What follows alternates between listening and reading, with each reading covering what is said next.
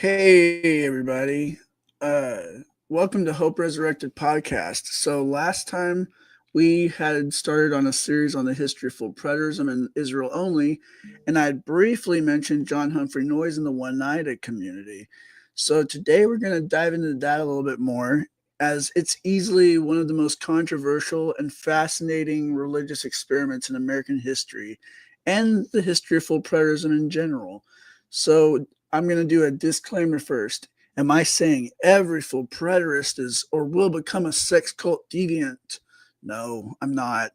Is this cult and their beliefs the results of applying full preterism to their lives? Yes, I would argue so.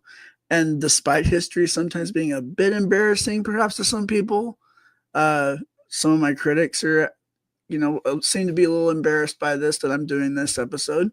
Um, it should still be shared because it's history. And I would say also this belief is not really new, either inside of full preterism. So, even today, we have people like Richard Gargantua, who openly promotes that since Christ returned and spiritual death ceased in 70 AD, one can be actively homosexual, actively transgender, and express their sexuality in ways differing from strict monogamy. Don K. Preston himself, one of the leading voices of full preterism since the 1990s to today, endorses William Bell, another leader of full preterism since the 1990s. And William Bell promotes polygamy, polygyny, and polyamorous lifestyles, so much so that they both share podcasts together. So there is a little disclaimer there for you. But now we're going to get started on the Oneida community, and we are going to also talk about John Humphrey Noyes. So first off, I want to put up right here a little picture of the Oneida community so that you kind of have a little what it looks like and all that. So I'm going to remove myself from here for a second so you can get a bigger picture here. And whoop, did it wrong, of course.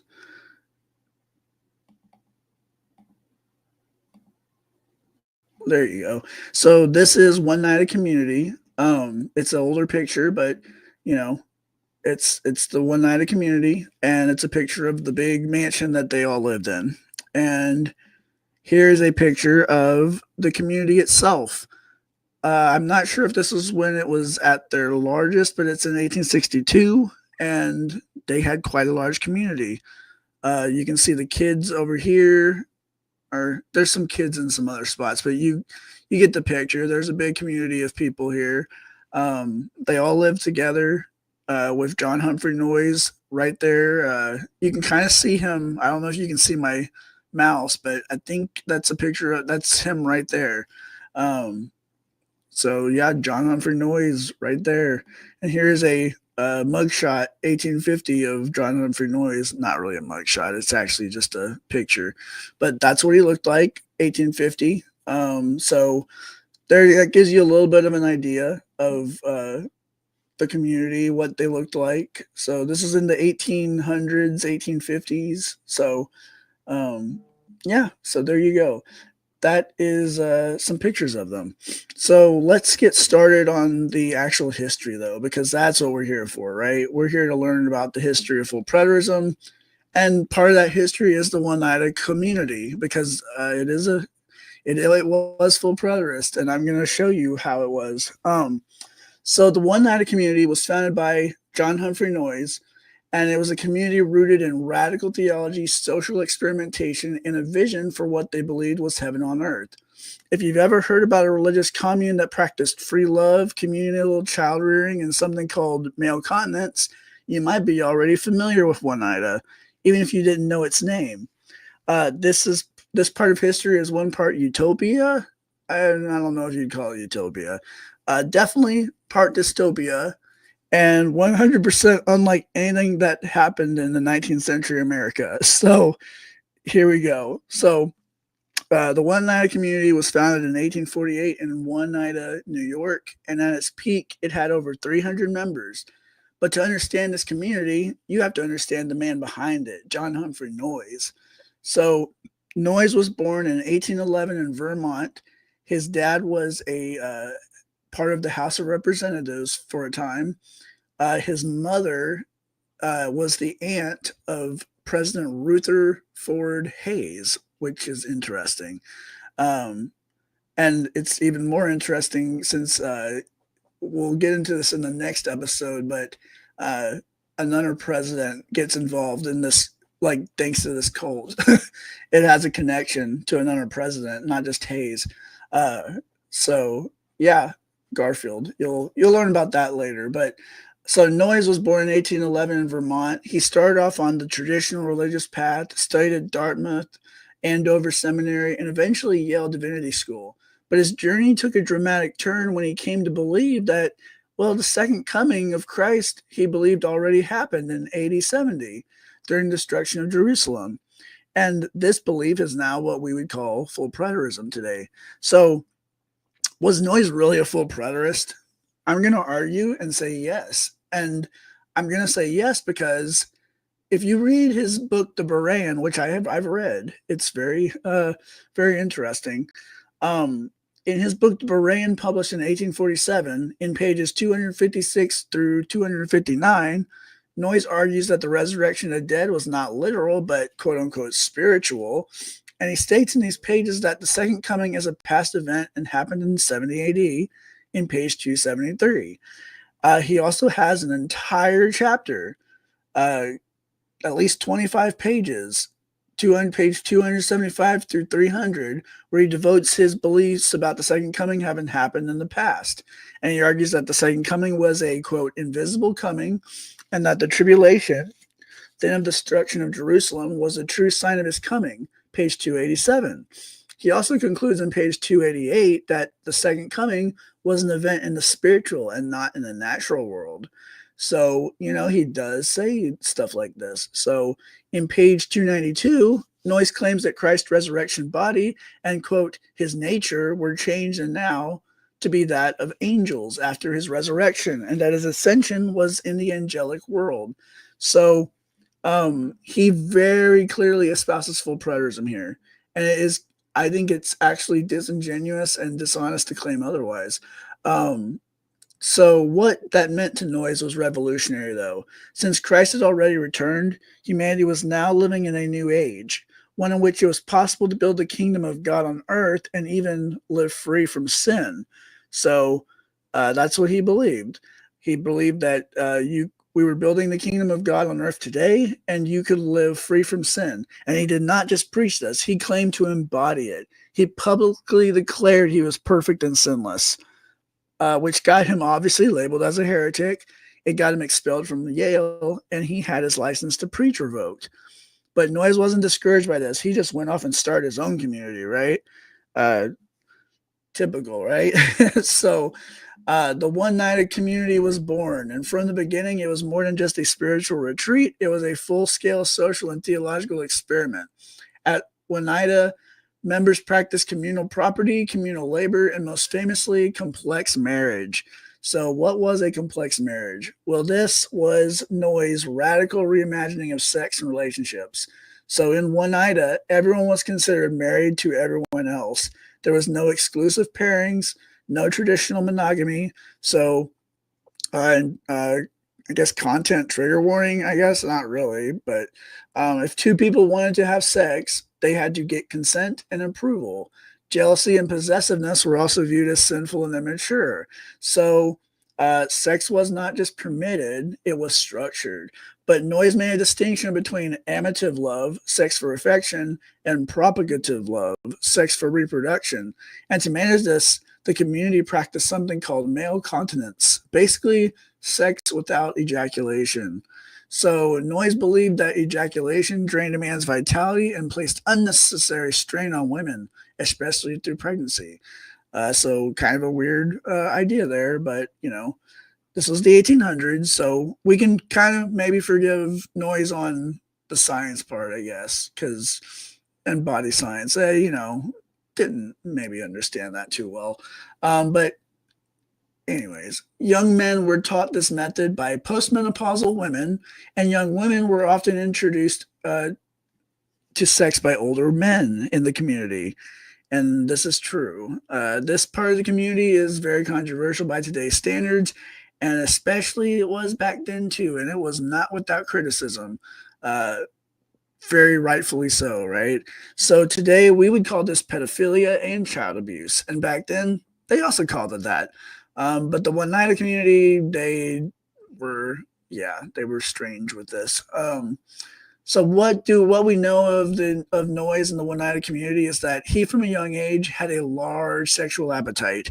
He desired multiple women, and eventually, in his attempts to justify his desires for open marriage, polyamorous relationships with multiple women, free sex with anyone who consented, and more, uh, the Oneida community would quite openly have sex publicly with one another and share each other. um, yeah, like they would. This was part of why like things got out of hand, and we'll talk about that later. But um, you see the community around Oneida, like the people that aren't part of the cult, they're they're going like they're having sex outside of the mansion, and it's gross. Like they were doing stuff like this all over the place in Oneida communities, yards and stuff. So how did they justify this behavior though? So in pages 431 through 435 of his book, The Berean, Noyes gets to the topic of marriage, and he argues that since Christ came in 70 AD and the resurrection of the dead is past, that marriage as a sacrament, as it once was before Christ came, is now done and over. And this is just like how he argues the Eucharist, too. So he argues that the Eucharist, you don't need to do the Eucharist anymore because you're not remembering Christ anymore. So, yeah, it's a little different ideology. But here's an interesting part. Max King, he doesn't argue for shared marriage, obviously, but he does argue the same exact way almost about the Eucharist in his books.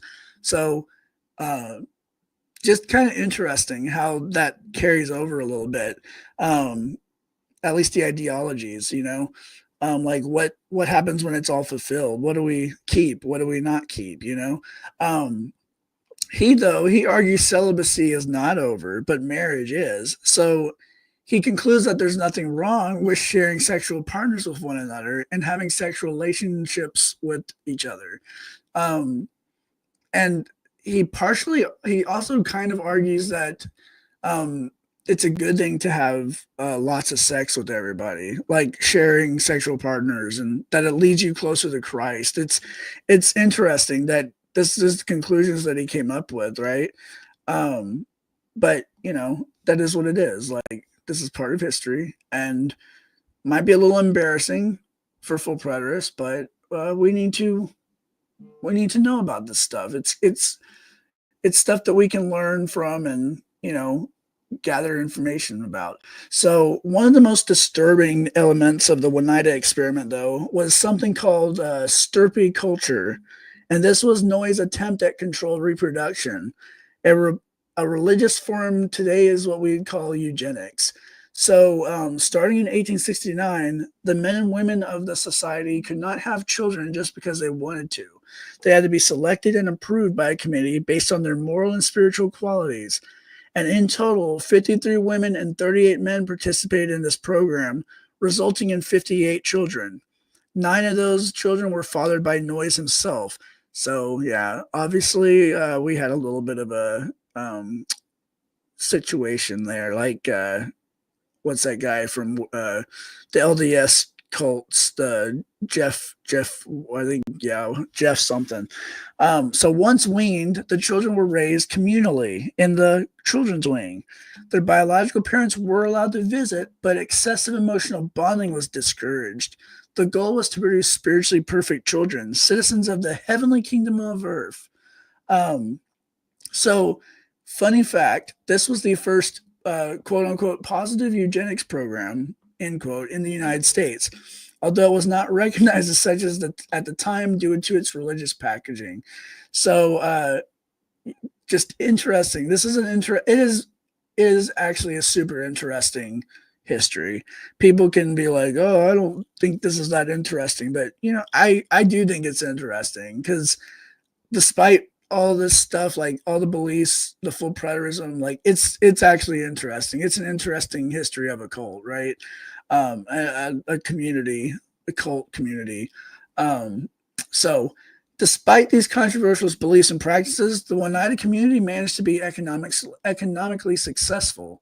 So members rotated through labor roles, farming, cooking, manufacturing, and Oneida soon became a major employer in that region. Um, as you all, well, I don't know if everyone knows this, but they're still famous for their cutlery. So they still make today. It's not called One Night anymore, but they still make cutlery, which, yeah, that's what they were very good at. So one of its members invented the Oneida animal trap, which was wildly popular. They also made leather bags, rustic furniture, and hats. But their real success came in their silverware manufacturing, which began in the 1870s and eventually grew into the global brand Oneida Limited, which only recently just ended, and it was rebranded into something else. So I think it was in 2021 they finally stopped being Oneida, and they've changed to some other name. But back to the story here. The community also maintained a rigorous system of mutual criticism. At general meetings, any member could be publicly critiqued by others for bad habits, moral failings, or pride. Even Noyes himself was occasionally criticized, though not as often or as severely as everyone else, right? So the purpose was to root out sin and selfishness, refining the soul through honesty and humility. And this was one of the ways that the group tried to live out the perfectionist theology in daily life. Um, but it was not all peace and harmony. The community came under scrutiny from outsiders many times. I mean, why wouldn't they? They were having sex publicly outside of the mansion, right? Um, and so people that passed by could see them doing this stuff sometimes. Uh, so one of the many conflicts, though, one of these involved a lady named Tryphena Hubbard, and she was a woman whose father accused the community of abusing his daughter. And this kind of started off a lot of legal battles. So they had a lot of legal battles go on. Public tension arose, and there was a growing sense of controversy surrounding noise control. Pressure started mounting about everything. So, uh, things started to get out of hand, and it's a lot of interesting stuff. If you go look it up, it's very interesting. Um, what all they got accused of, what all they were actually doing, just very deviant behavior, like uh very deviant abusive behavior going on. Like this is what it is. I'll call it that. Another name my viewers might recognize from the last podcast and the one I did with Tristan was is the name Charles J. Guiteau, and I might be mispronouncing that. But Guiteau, the one who assassinated President James Garfield in 1881, he was a member of the Oneida community for over 5 years. He was not well liked within the group. He clashed with leadership, struggled with work assignments, and he was considered unstable even by Oneida standards. Eventually, he left, still believing he was destined for greatness. I will be doing a deep dive into Guiteau in a future episode, since he was also a full preterist. And historically, he's the first full preterist to assassinate the leader of a nation that I know of. Might be the only one. Certainly, he's the first full preterist to ever assassinate a president of the United States. And it is worth mentioning that Oneida's intense psychological and spiritual atmosphere certainly left its mark on him. So, yeah, just that's one we're going to get into later. That's going to be like my part 3 to this, I think. Because it's Guiteau's actually super interesting. He's even more interesting than Oneida, I think. So I actually feel bad for Guiteau a little bit, to be totally quite frank. But I'll share why on the next podcast with that. So in 1879, the end started to come for the commune. So outside scrutiny intensified. A warrant for Noyes' arrest was rumored to be imminent, specifically for statutory rape. And so he fled the mansion house in the middle of the night and escaped to Canada, never to return. From exile, he urged his followers to abandon complex marriage, and in 1881, the community officially dissolved. So most members entered back into traditional marriages, and the group reorganized as a joint stock company, what would eventually become Oneida Limited. And by the 20th century, the new company dropped all pretense of religious experimentation, and they focused solely on its profitable silverware business.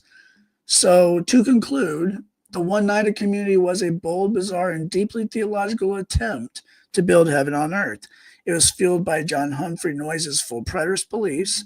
It aimed to eliminate sin, redefine sexuality, and raise perfect children, all under the watchful eye of one man who claimed perfection for himself. It's a story that forces us to wrestle with some questions. What happens when theology is applied to life? What happens when theology turns into social engineering? Can these dreams survive your human nature?